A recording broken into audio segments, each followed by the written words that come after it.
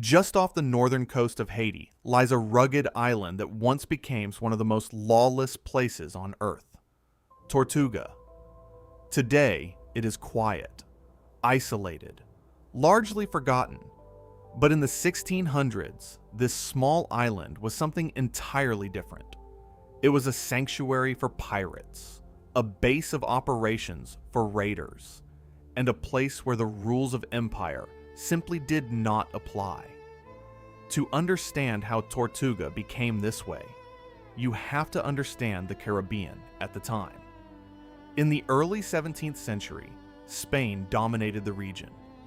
Vast territories, rich trade routes, and fleets carrying gold and silver from the Americas back to Europe.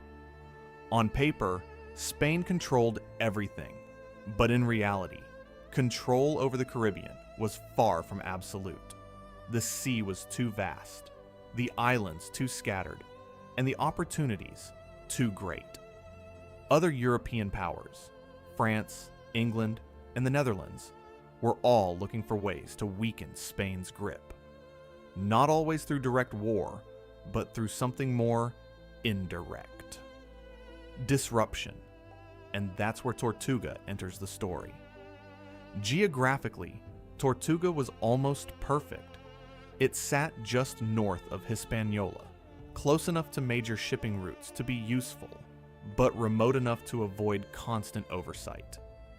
Its northern coastline was steep and difficult to approach, while the southern side offered a more accessible harbor.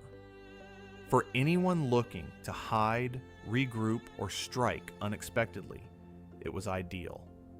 At first, Tortuga was not a pirate stronghold. It was settled by a mix of French and English colonists, along with hunters known as buccaneers. These men lived a rough, self-sufficient life, hunting wild cattle and pigs on nearby Hispaniola, and preserving the meat for trade. Life was harsh, but relatively simple.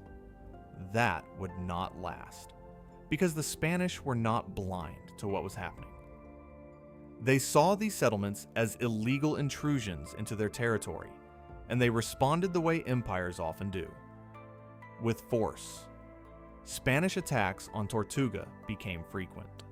Settlements were burned, supplies were destroyed, people were driven off the island. For a time, it seemed like Tortuga might simply disappear. Another failed colonial outpost crushed by a dominant power. But something unexpected happened. Instead of abandoning the island completely, the settlers adapted. They became harder, more aggressive, more willing to fight, and gradually, the line between hunter and pirate began to blur. The buccaneers who once hunted animals for survival started hunting ships instead. Spanish vessels, heavy with cargo, became moving targets. At first, these attacks were small and opportunistic. A quick raid, a stolen shipment, a narrow escape. But success breeds confidence, and confidence breeds ambition. What started as survival began to evolve into something far more organized. Crews formed, weapons improved, strategies developed, and Tortuga, slowly but unmistakably, began its transformation. From a struggling settlement into a pirate stronghold.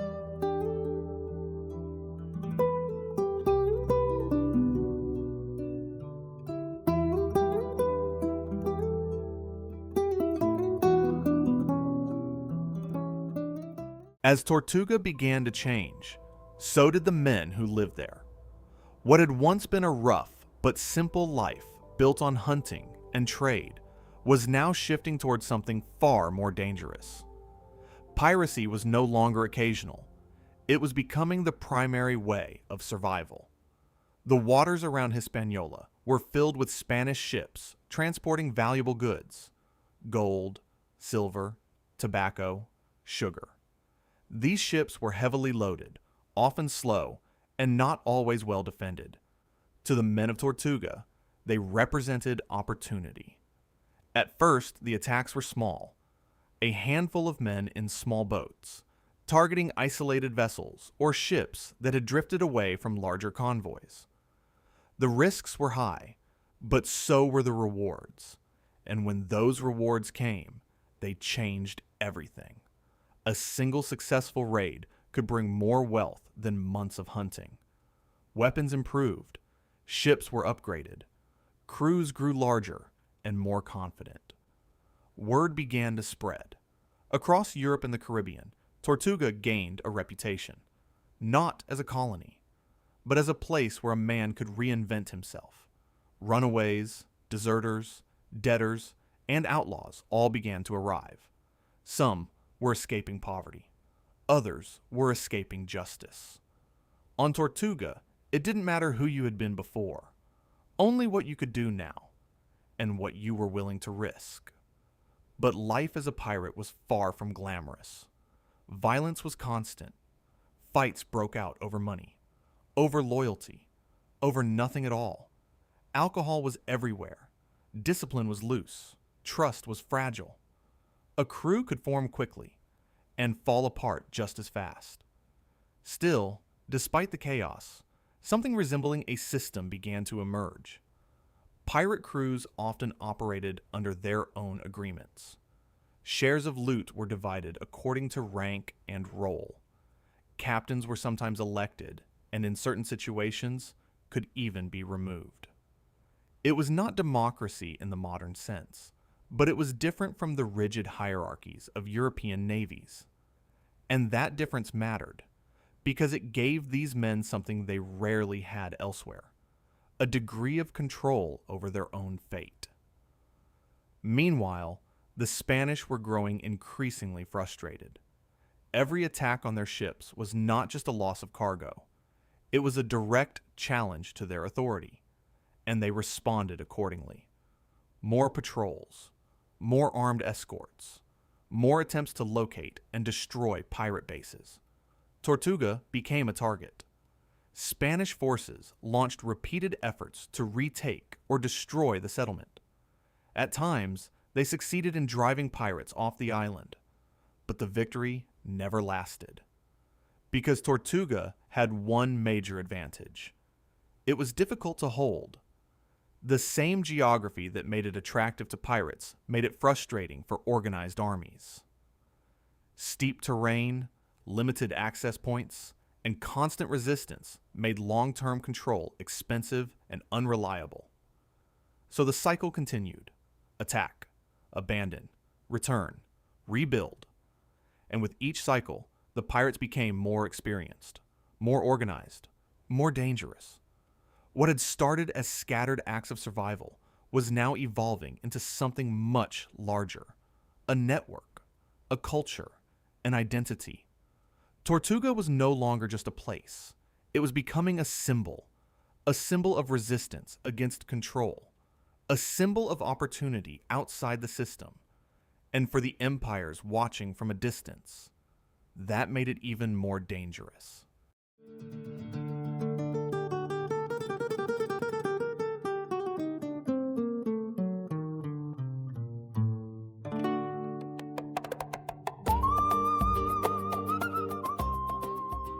As Tortuga grew in reputation, it began to attract more than just desperate men and opportunists.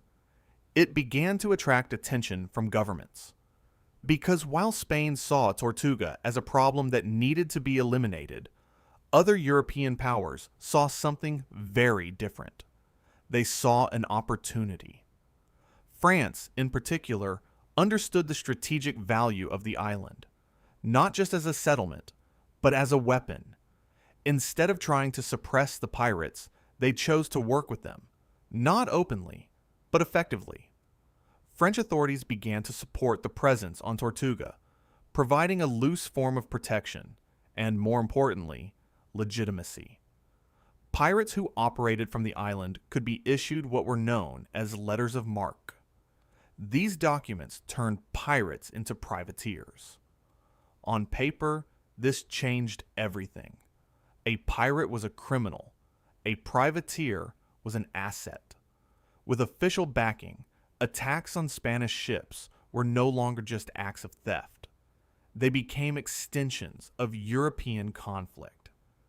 Economic warfare carried out at sea. And for the men of Tortuga, this arrangement was ideal. They could operate with relative freedom, knowing that at least one major power had an interest in keeping them active. But this also changed the scale of what they were doing. Raids became larger, better organized, more ambitious. Instead of targeting isolated ships, groups of privateers began coordinating attacks, striking convoys, and even raiding coastal settlements. The Caribbean was no longer just a trade network. It was becoming a battlefield, and Tortuga was one of its key bases. During this time, some of the most infamous figures in pirate history passed through or operated in connection with the island. One of them was François Lolonais. He was known not just for his success, but for his brutality. Stories about him spread quickly.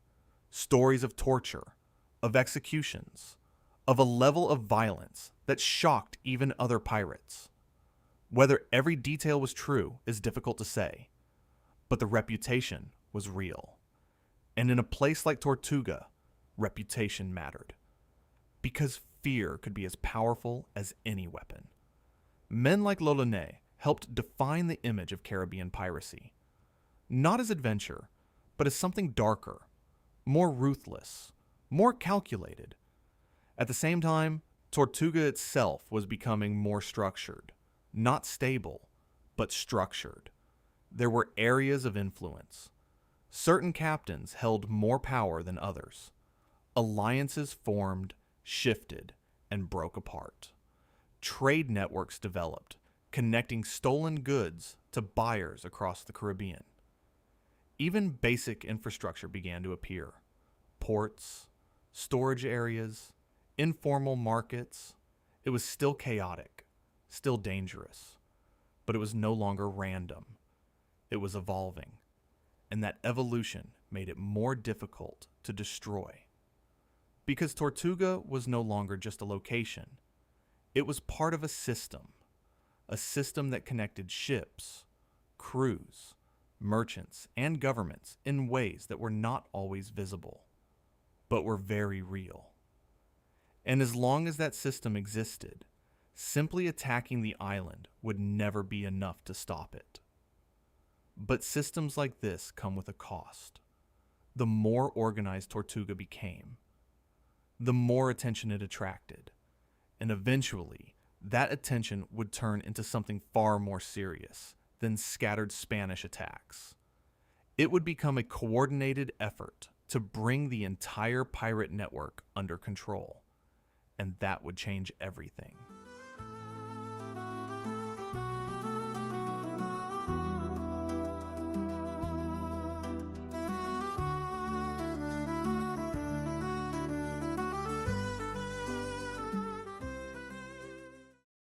By the mid-1600s, Tortuga had reached its peak. What had once been a fragile settlement had grown into one of the most important pirate bases in the Caribbean. Ships came and went constantly. Crews were recruited, paid, and reassembled. Stolen cargo moved through the island in a steady flow. But success brought a new problem: control. France had supported Tortuga because it was useful. Privateers weakened Spain, disrupted trade, and shifted the balance of power in the region. As long as the chaos served a purpose, it was tolerated. But chaos is difficult to manage, and eventually it becomes a liability. The French crown began to realize that if Tortuga was going to remain valuable, it needed structure. Not the loose, shifting alliances of pirate crews, but something more stable.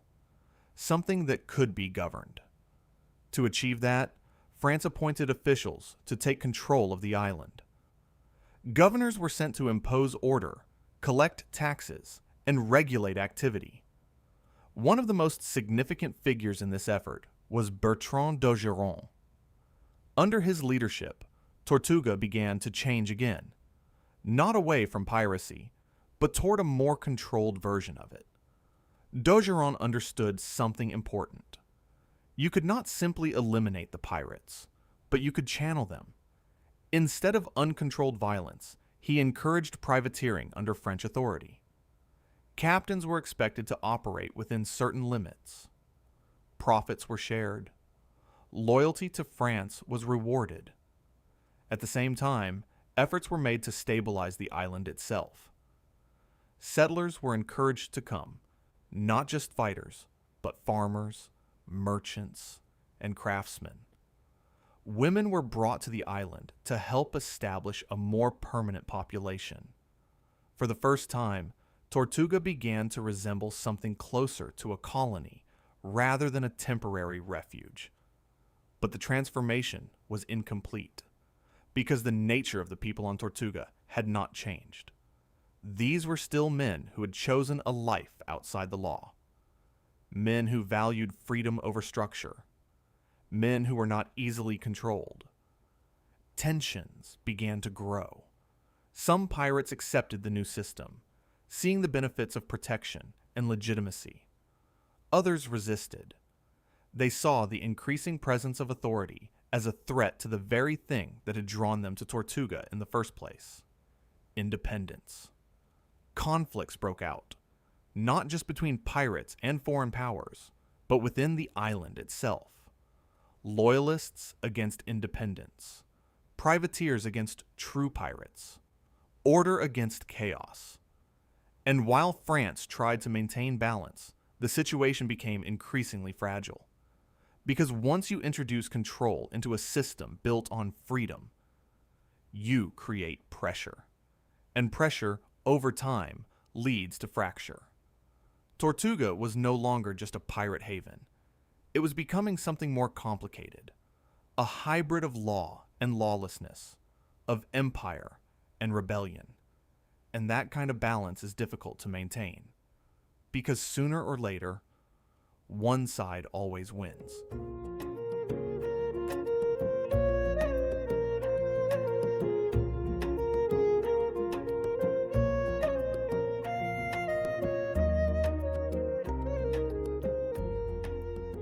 The balance did not hold. As the 1600s progressed, the Caribbean itself began to change. What had once been a fragmented region of loosely controlled islands was slowly becoming more organized. Empires were adapting. Spain was no longer the only dominant force. France and England had established stronger footholds, building colonies that were no longer temporary experiments, but long-term investments. And with that shift came a new priority: stability. Piracy, once useful as a tool against rivals, was becoming a problem for everyone. Merchants needed safe routes. Colonies needed reliable supply lines. Investors needed predictability. And pirates offered none of that. Even the same powers that had quietly supported piracy began to turn against it. France, which had once tolerated Tortuga's chaotic system, now had a different vision for the region. A vision built on control, taxation, and sustainable trade. And Tortuga, in its current form, no longer fit that vision. Efforts to regulate the island became stricter. Privateering licenses were more tightly controlled. Unauthorized raids were punished. Governors were given more authority to enforce order. But enforcement was never easy. Because piracy is not just an activity, it is a mindset. And many of the men on Tortuga had built their entire identity around it. They had lived without rules, made fortunes through risk, survived by trusting no one but their crew. For them, the idea of returning to structured authority was not just unattractive, it was unacceptable. Some adapted. They accepted privateering commissions, operated under official flags, and found ways to continue their work within the new system. Others refused. They left Tortuga altogether, moving deeper into the Caribbean, seeking out new safe havens where control was weaker and opportunities still existed. Places like Jamaica, the Bahamas, and smaller, less monitored islands began to attract these displaced pirates. And with their departure, Tortuga began to change once again. The constant movement of ships slowed, the chaotic markets quieted, the flow of stolen goods decreased. What had once been a center of activity started to lose its momentum. At the same time, military pressure increased. Naval forces became more organized, patrols more frequent. The tolerance for piracy continued to shrink. Captains who had once operated openly now had to be more cautious. Risk increased. Profit became less certain. And for many, the golden age of Tortuga was clearly coming to an end. But endings are rarely clean. Even as the island declined, its influence remained. The systems that had developed there, the networks, the tactics, the culture of piracy, did not disappear. They spread. Former residents carried them to new locations, shaping the next phase of piracy across the Caribbean. In that sense, Tortuga did not simply fade. It evolved. It became a starting point, a blueprint for what came next. And what came next would be even larger, more organized, and in many ways, even more dangerous.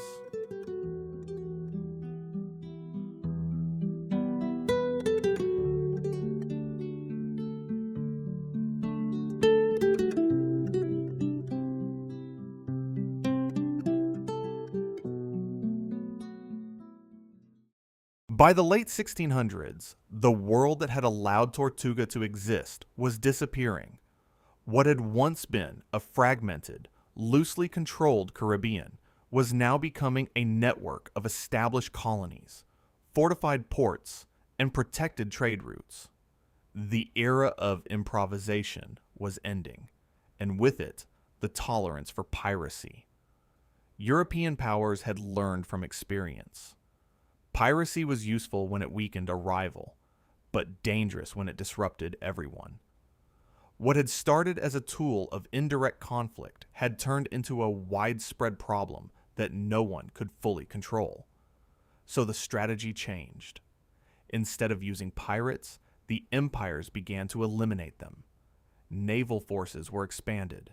Warships were deployed with a clear purpose: hunt, capture, and destroy pirate vessels. Ports that once welcomed privateers now turned them away. Safe harbors became traps. For men who had spent years operating with relative freedom, the shift was dramatic. The risks increased sharply. Where once a captured pirate might have been quietly tolerated under certain conditions, now the consequences were far more severe. Trial, conviction, execution. And these punishments were not hidden. They were public. Pirates were hanged in ports where merchants and sailors could see them. Their bodies were sometimes left on display as a warning. The message was simple and unmistakable. This era is over. For Tortuga, the impact was direct. The island had always depended on movement. Ships arriving, crews gathering, goods passing through. Without that constant flow, it could not function in the same way. As naval pressure increased, fewer ships were willing to take the risk of stopping there. Fewer captains saw it as a safe base. And without those captains, Tortuga lost its role. At the same time, the internal divisions that had begun earlier continued to weaken the island. Those who had aligned themselves with structured authority found fewer opportunities. Those who had resisted authority found fewer places to go. The system was breaking down from both sides. Gradually, the identity of Tortuga shifted once again, from pirate stronghold to colonial outpost. French control became more consistent. Administration replaced improvisation. Trade, what little remained, became more regulated. But something had been lost. The unpredictability, the energy, the sense that anything could happen. Tortuga had once been defined by movement and risk. Now it was defined by control and limitation. And for the kind of men who had built its reputation, that change made it irrelevant. They did not stay. They moved on, following the same pattern they always had, seeking new opportunities in places where authority had not yet fully taken hold. The Bahamas, Jamaica, and other scattered points across the Caribbean. Tortuga, once at the center of this world, was now on the edge of it. Still there, still occupied, but no longer essential. And as the island faded from prominence, something else was happening. The legacy of Tortuga was spreading, because the men who left did not abandon what they had learned. They carried it with them. And in the years that followed, that knowledge would help shape what many would later call the Golden Age of piracy, a period that would eclipse even Tortuga's most chaotic years. But it all began here, on a small island that, for a time, operated beyond the reach of empire.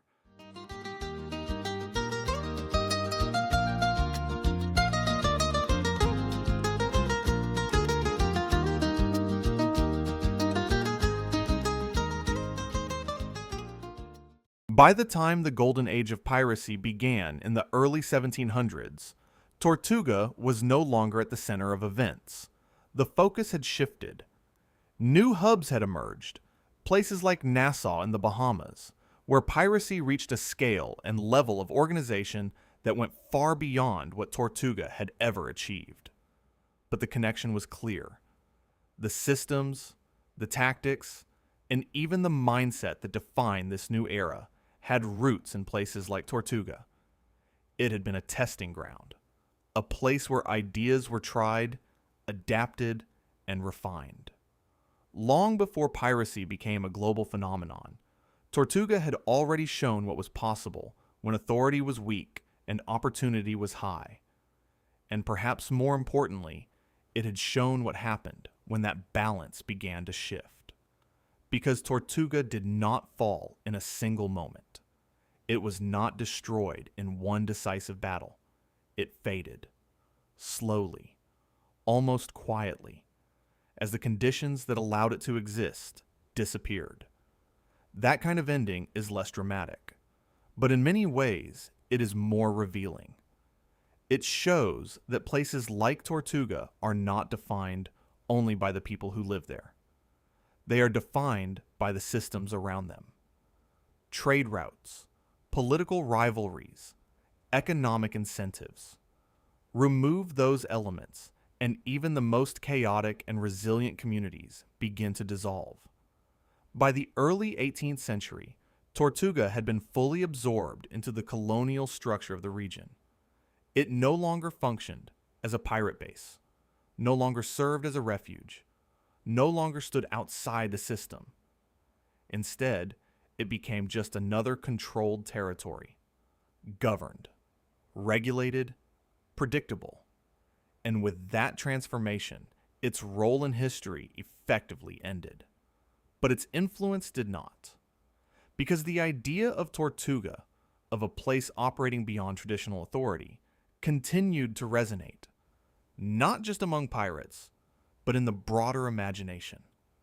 Stories spread, exaggerated, romanticized. The brutal reality of life there was softened over time, replaced by images of adventure, freedom, and rebellion. Pirates became legends. Tortuga became a symbol, and like many symbols, it drifted further and further from the truth. The violence, the instability, the constant danger. Those parts were often forgotten, but they were real, and they were essential to understanding what Tortuga actually was. Not a paradise, not a utopia, but a temporary gap in the system, a place where control had not yet fully taken hold, and where, for a brief period of time, that absence of control created something powerful, something unstable, and ultimately, something unsustainable.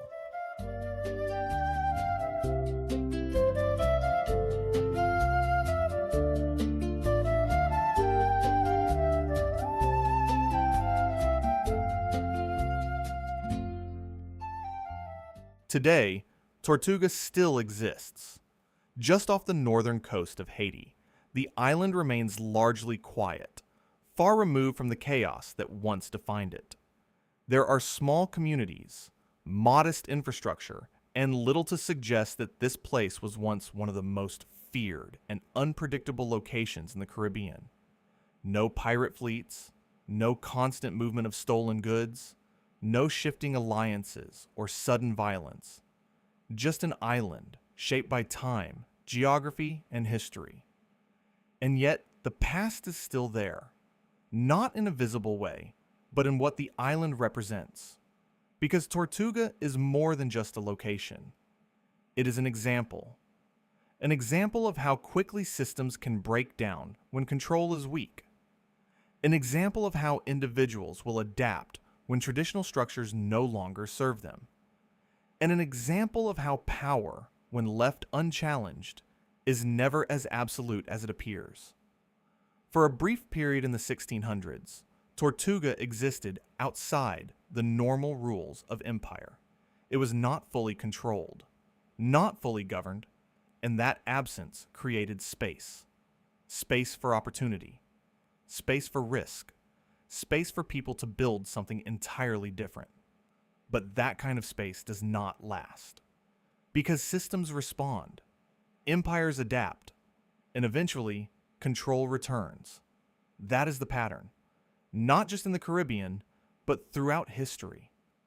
Tortuga followed that pattern almost perfectly. It emerged when control weakened. It thrived in the gap, and it disappeared when control was restored. Which raises a broader question. How many other places like Tortuga have existed? And how many still exist today in different forms, in different parts of the world? Places where rules are unclear, where authority is limited, where opportunity and risk exist side by side. They may not look like Tortuga. They may not involve pirates or ships or hidden harbors, but the underlying dynamic is often the same. A temporary imbalance, a window of possibility, and eventually, a correction. That is what makes Tortuga worth remembering, not just because of the pirates, but because of what it reveals, about power, about systems, and about what happens when those systems fail, even for a short time. Because in those moments, entirely new worlds can appear, even if they don't last.